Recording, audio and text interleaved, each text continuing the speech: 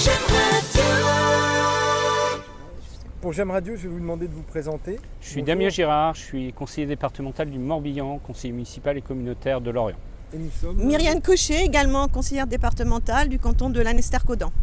Alors on le voit aujourd'hui, une mobilisation supplémentaire de la part des enseignants. C'est important d'être présent pour vous et de les soutenir aujourd'hui, comme demain peut-être.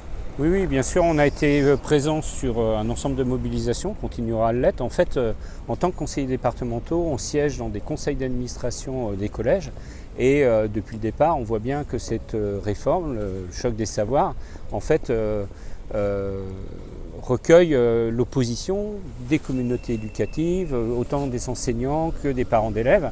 Et pourquoi ? Parce que ça va créer des groupes de niveau avec des enfants qui vont être considérés et assignés à une place, c'est-à-dire d'être les nuls du collège. Et on sait très bien que c'est complètement quelque chose de délétère en termes d'apprentissage. On a besoin de mixité, on a besoin de classes moins nombreuses pour que les enfants apprennent mieux. Oui, tout à fait, je partage ce que dit Damien. On est sur des effets d'annonce, sans moyens supplémentaires. Il y a une maltraitance des équipes éducatives, des enseignants aujourd'hui. Et je ne sais pas si tous les parents d'élèves se rendent compte de ce que sera l'école de demain, l'école publique de demain. Donc je pense qu'il faut continuer de se mobiliser pour réagir contre tous ces projets qui n'ont ni queue ni tête. Ce qu'il faut, c'est surtout qu'on donne les moyens pour que les enfants soient accompagnés dans les meilleures conditions. Et les moyens, ça passe par des effectifs d'enseignants supplémentaires, de manière à ce qu'on ait des classes allégées qui permettent aux enseignants d'apporter les savoirs fondamentaux dans les meilleures conditions. Alors hier, vous étiez présent aussi avec Madame la Ministre. Oui. Qu'est-ce qu'il en est ressorti ? En fait, on était invités, effectivement, en tant que les 4 conseillers départementaux de Lorient étaient invités à recevoir la ministre, Madame Nicole Belloubet. Ce qu'on a fait notamment l'accueil républicain et on n'a pas pu rester pendant l'ensemble de la visite parce qu'on avait d'autres engagements déjà pris. Mais on a profité de cette occasion pour lui remettre un courrier de l'ensemble des 8 conseillers départementaux du groupe de gauche et écologiste pour dire à quel point on considérait cette réforme mauvaise pour les élèves, mauvaise pour les équipes enseignantes.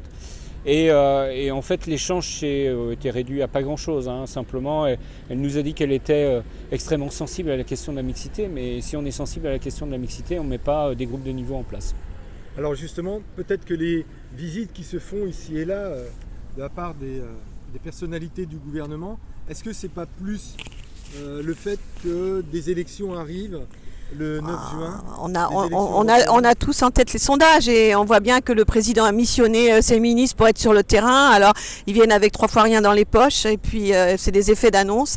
Je pense qu'il y a un gouvernement qui est en très très grande difficulté. Il y a un président qui est également en très grande difficulté et on en est là aujourd'hui. Moi je trouve ça pitoyable. Voilà. Si vous aviez quelque chose à ajouter, ça serait quoi ? Mobilisons-nous, n'acceptons pas ce que le gouvernement aujourd'hui est en train d'imposer sans concertation également, et c'est là aussi où est le problème, il n'y a aucune concertation. Oui, je rejoins Myriane.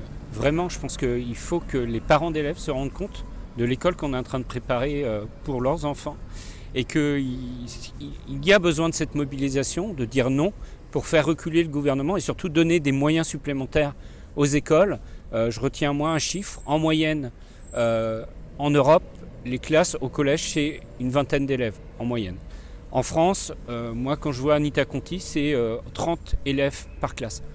La différence, elle se fait là en réalité. Merci beaucoup pour J'aime Radio. Merci.